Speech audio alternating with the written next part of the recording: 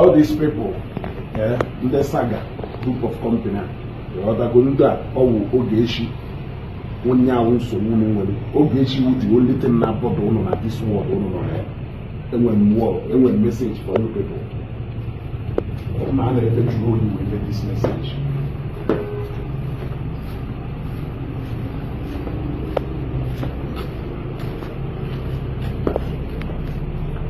Man, I bet you will get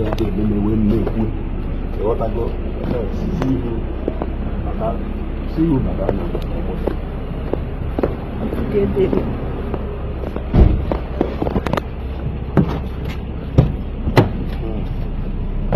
I'm not able to know you. I'm going to all these people say no Ogechi, we've been about her.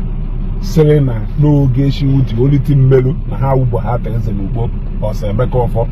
Saying no Ogechi with a melu, na the highest career how supposedly attend neighbor Hana Lord on a Helubo head.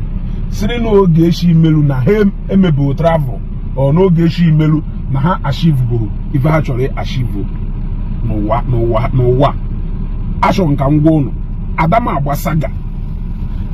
Agbasaga but you cannot change my stand from standing with Onye Nchore.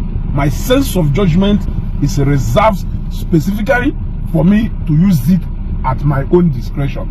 If I see a reason why I should stand here, it is entirely my decision, and whatever then that comes out of it is also left for me to bear. Why am I saying this? Why I'm saying this is for you to always keep running in and out of my comment section. Nam drop one message with anything to do with Ogechi, running in and out to come and tell me this one or na benine. I will start blocking you people immediately. Let me even add the fella de moon. Ogechi no Nigeria. No Ogechi bata Nigeria na emenka no na agboso. Even when Ogechi is still in Nigeria, ono ka na ebakwa about onye na agboso na onye adaga agboso. Fella de moon. Ono ya gugudokwa bridge Ogechi anocha na Nigeria na e ka no na ebakwa. Is it not enough time for you people to end this endless battle enwe born a lead unu to? Is it not time for you people to be productive and end this endless battle when we born a lead unuto? If you don't tiki since over 7 years, 6 years, 9 years, still up to today, alliance here and there. I am not ready to align with any of you because I don't see anything reason to. So if you come to my Fondenase, no deceive Ogechi away better than Nigeria, I don't know why you people cannot get tired of crying. I think it is high time I get all of you. I get rid of all of you from my page, because my page I choose to reason with who I want to reason. I choose for reasons best known to me to support whoever I want to support. My sense of judgment is reserved specifically for me. I can associate with whoever I want to associate, both in public and in private, out of my own discretion and decision. You have nothing to do with it. So if you choose to come to my comment section to be constituting nuisance, because one obodo iwo America very far away in order to each Nigeria Gafe airport bata norukwa buy today police arrest your potakwa in the second one she is still here in orukwa ba asikwa na na agba oso buy also na agba na America ka ogba na Nigeria ebe nwa no na acho ya acho unu ka no na is it not time unu ya do productive? Why can't you people be productive? It even has to take only Miriam justice for you people to lie behind Miriam's justice. Does it mean that any of you are capable of confronting Ogechi one-on-one? You people should keep me out of this silly game. I don't have time for that. That is not why I am here on Facebook. You got to go? You cannot change me because I know how I need Omega for that. You got to go? But if you are thinking you cannot change my relationship with Ogechi. Sad enough, you cannot do that. Because my relationship with Ogechi did not start based on nonsense on Facebook. My relationship with Ogechi started with something else. I'm not this thing on the Facebook. So why do you think you can drag me into it? You want to go? Why do you think if you come to my comment section even about another thing and whether anything to do with Ogechi and you mention Ogechi, I will block you immediately.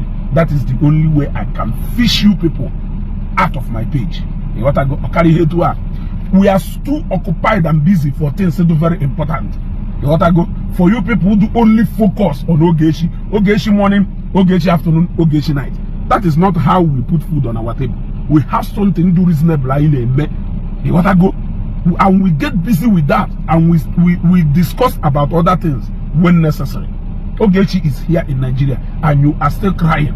Why can't you get down to action and start doing all those things in a year? What to say? In America, or the possible show in Nigeria, show buy if she's on the road. If you come to my comment section to come and constitute nuisance, I have decided on how I can get all of you out of my page for good. You gotta go. You can't just sit down every morning, every afternoon, and every night.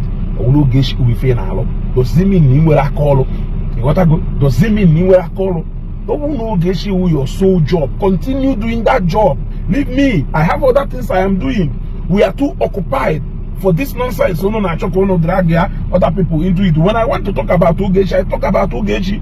The difference between me and you is that Ogechi will your full-time job, and then I will see. So continue.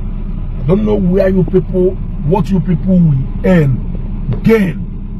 Now all these things will not. What still okay? I do involved, do actively involved, and now by camera morning, afternoon, and night, instead of discussing serious issues, and they discuss Ogechi. Why? But when sit here down, they will be discussing and gossiping her. Huh?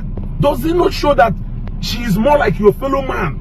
Is that not why men who are men will sit down and be discussing about a woman instead of discussing about their fellow man? It's only go there, you walk as a man. You could Dr. Gochku, no now do Ogechi, now when you go there and watch him, have Ogechi no one yibe, the Hakon we fed all of her.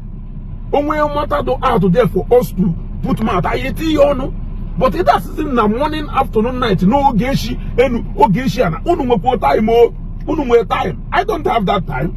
I don't have that kind of time. You gotta go. Sometimes I don't know, go reason, no chain, no chana. When you venture, you gotta go. I don't know why.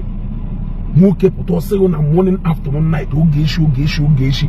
When there are so many productive things for you to do, you will sonye, nebu mokolo be beuna, na even the age mate, or even you know what we make in a memu now. Work on yourself, or 100%, in a middle 50. Ask them do to a ball, put that. In what do one or two things from even though Ogechi. No, I said, Ototo Abane. Where is Ogechi? Where is Ogechi?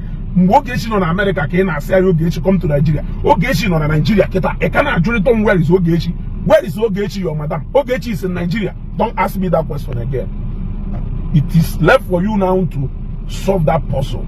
If you cannot solve that puzzle, it means you are still as confused as Ogechi on America. You are even more confused now on Nigeria. Washaba Nasare. Unu mwelefe. Nne kwa otu o, ka ije bife do lai.